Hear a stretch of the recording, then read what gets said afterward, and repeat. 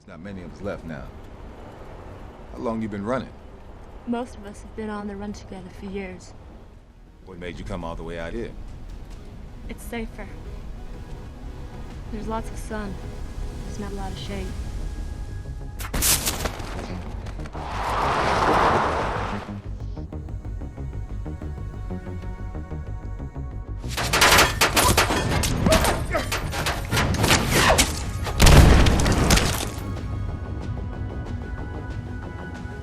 Hey guys, what's happening? Niyat here with Film Comics Explained, and today we'll be exploring the awesome Daybreakers, which is a 2010 supernatural thriller directed by the Spierig brothers, starring Ethan Hawke, Willem Dafoe, and Sam Neill.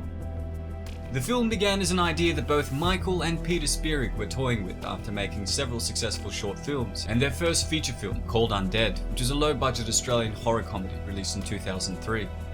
Envisioning a world that was inhabited predominantly by vampires, with a handful of human survivors, the two kept exploring what-if scenarios until they had the skeleton outline of the plot.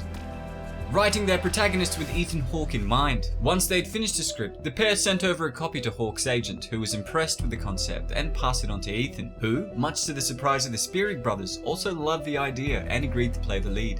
And I give him so much credit for saying yes, because it takes a lot of courage for an actor to take a chance on filmmakers who made a B splatter movie, it's a pretty risky proposition.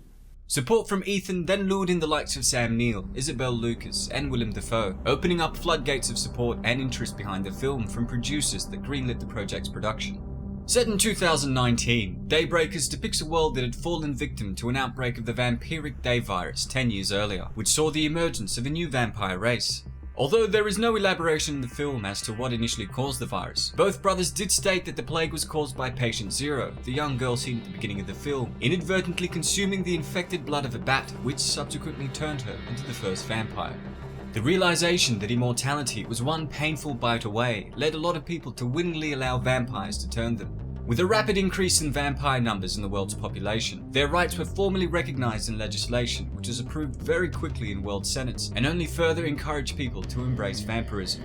Though the newly converted were initially unaware of the consequences this would eventually have on the human race, as the years went by, the inhumane treatment of humans at the hands of vampires was ignored out of their desperate need to feed on them. This, I thought, was a fantastic analogy and reflection of our society's aggressive and often unsustainable agricultural techniques, which are struggling to meet the demands of Earth's growing population. Now, our protagonist, Edward Dalton, was essentially a vampire hematologist working for Bromley Marks Pharmaceuticals, a human farming conglomerate which is the largest provider of blood in the US. Under the direction of its CEO, Charles Bromley, scientists led by Dalton had been looking for a blood substitute to replace their dependency on human blood. Bromley Pharmaceuticals initially operated as a blood bank, which housed willingly donated blood of humans, but as laws changed to favour vampires to the point that human rights were abolished, the company began hunting and harvesting humans for their blood. The company, which enjoyed its monopolistic control over the food market, farmed the majority of the humans that were left in massive bleeding chambers, and manufactured blood-related products like coffee and wine to satiate the vampire population. With the human population numbers dwindling and the inevitable death of humans which were being harvested, the company had no choice but to continually reduce the concentration of blood in meals and beverages that they provided, until they were forced to put people on rations. This in turn began causing widespread riots around the world as frustrated people began demanding more food. This is not what I asked for. Read the sign, sir. We're now only permitted to serve 5% blood with every coffee. I don't care what the sign says.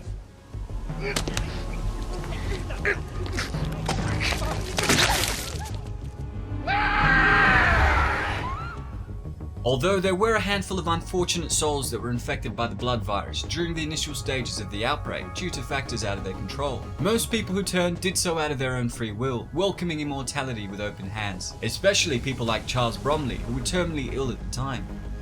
Most of those that did not wish to become vampires were immediately hunted around the world, eventually collected and farmed in massive blood chambers with only pockets of human survivors that were scattered around the world. Both Dalton and Bromley foresaw that the current consumption rate was not sustainable and was heading towards the extinction of the human race. Bromley's solution to this was merely to continue farming humans while allowing a small number of them to repopulate, while Dalton, who was sympathetic to the plight of humans, hoped to find an alternative blood source to ensure that humans and vampires coexisted. Not only was this blood alternative essential to preventing the extinction of humanity, but it was also essential to the survival of the vampire race. This was due to the fact that vampires that were deprived of human blood for too long eventually transformed into bat-like feral creatures known as subsiders, which were extremely hostile and viciously sought the acquisition of human blood. Although vampirism gave its host immortality, along with increased strength, stamina, and enhanced senses, it was susceptible to two main weaknesses: sunlight and a biological dependency to consume human blood to stabilize their own DNA and prevent their transformation into the foul creatures. The executives of Bromley Marx even admitted that since they only had a month's supply of human blood left to feed the US population, the entire country of vampires would eventually transform into subsiders, and we see a rapid increase in their numbers as the film progressed. Terminated much faster than you or your team originally speculated, doctors. What we're talking about is only having enough blood to sustain our population till the end of the month. Pressured by the higher-ups to give a demonstration of his latest trials, which were successful on animals, Dalton and his team injected a willing test subject, and though the early stages looked promising, the procedure ended in catastrophe, with the test subject's head exploding.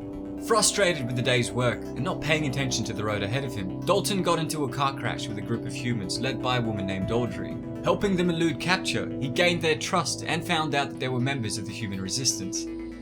After meeting the enigmatic Lionel Elvis Cormac, who was one of the leaders of the small resistance, it's revealed that he was the first and only vampire to cure himself of the affliction after attempting to take his own life by crashing his car into a barricade without a seatbelt.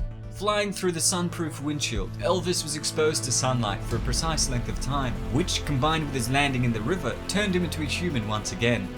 Emboldened by this revelation, Dalton joined Cormac and his team and attempted to recreate the cure. After many painful attempts which saw Dalton burning himself, recovering and repeating the process many times in an isolated chamber, they eventually succeeded, with him recovering a heart rate for the first time in several years and transforming back into a human. Meanwhile, Bromley enlisted the help of Dalton's younger brother Frankie to track down his estranged human daughter Allison and the survivors that were a part of Cormac's camp. Out of a misplaced desire to be close to his daughter, and unable to accept her in her human form, Bromley had also asked Frankie to turn her once she'd been recovered. Unfortunately for the Blood Tycoon, his daughter refused to consume the human blood that was offered to her, and began feeding on her own blood, which sped up her transformation into a subsider. Arriving at a resistance safe house, hoping to find the rest of the survivors, Cormac, Bennett and Dalton instead found the corpses of their friends, which had been fed on by Bromley's troops. Devastated by the tragic loss, and with nowhere to go, the trio broke into the home of Christopher Caruso, who was one of Dalton's longest friends and a fellow scientist at Bromley Pharmaceuticals. Hoping to gain an ally in their desperate hour, the group were instead betrayed by Christopher, who transmitted their conversation to the company, who responded by sending in the troops. The reason for this betrayal was that it conflicted with Christopher's own interests, who had just synthesized a successful alternative to human blood, which would allow Bromley Pharmaceuticals to maintain its monopoly over the country. All of this, of course, would come tumbling down and would be made redundant if a cure was ever to come into circulation, which is why Christopher chose to stab his friend in the back. What Dalton and the group did not know was that the treated blood of vampires that had turned into humans once again was the penultimate cure, which meant that when vampires bit into this treated blood, they would also instantly be cured. This revelation, coupled with the vampire's natural instincts to bite any humans that they saw, ended up being their undoing and saw the end of the vampire apocalypse and the rebirth of the human race. I am a huge fan of the Spierig brothers, who followed Daybreakers with Predestination, which also featured Ethan Hawke, and is probably one of the best mind-bending sci-fi films of the past decade. Having worked on directing, sound design, visual effects, writing, and editing of their earlier films, the two brothers have clearly honed in their craft to deliver some fantastic science fiction. The layers of detail sprinkled into the film are incredible, from something as simple as bats in the foreground alluding to the day virus's creation, to the beautiful metropolis that was interconnected with blacked out tubes and tunnels, portraying a dystopic world that had been reshaped to suit the needs of the vampires.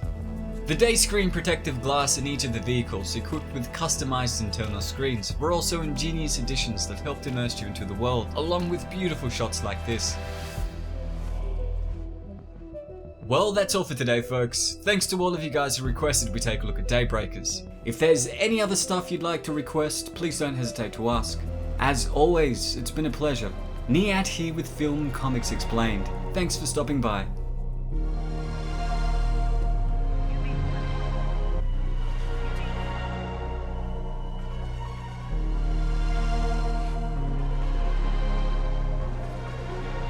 What do you want? Same thing you do? Future.